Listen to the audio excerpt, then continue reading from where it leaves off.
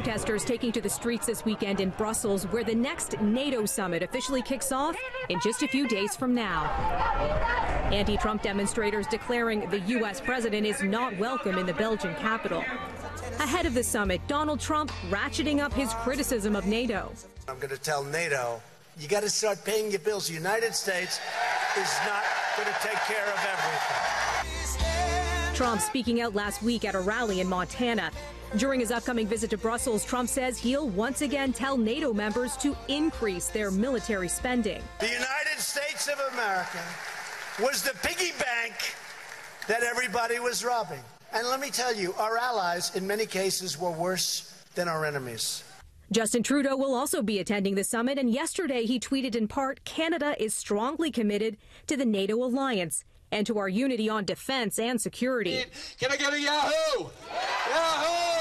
The Prime Minister, who stopped by the Calgary Stampede this weekend, is set to visit Canadian troops in Latvia before NATO meetings, just a month after the G7 summit in Quebec wrapped up, with Trump accusing Trudeau of making false statements about trade between Canada and the U.S.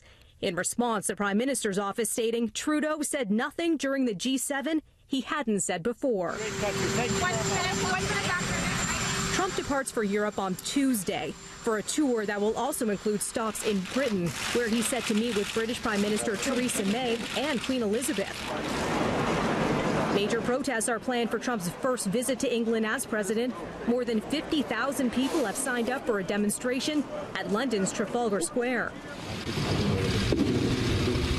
And before heading home, Trump is scheduled to meet one-on-one with Russian President Vladimir Putin in Helsinki. The two leaders both attended an Asia-Pacific gathering and a G20 meeting in Germany last year.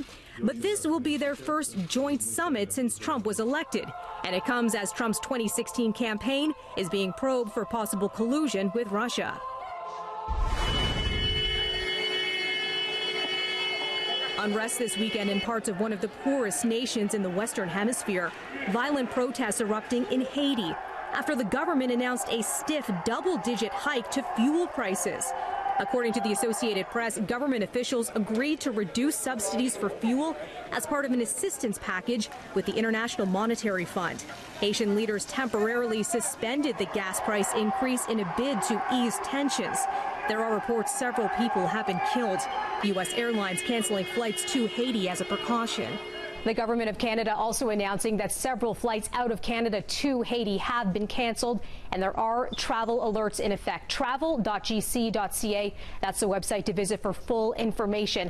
They're also posting on Twitter saying this in part, we recommend to all Canadians in Haiti to shelter in a safe place and to avoid traveling during this time.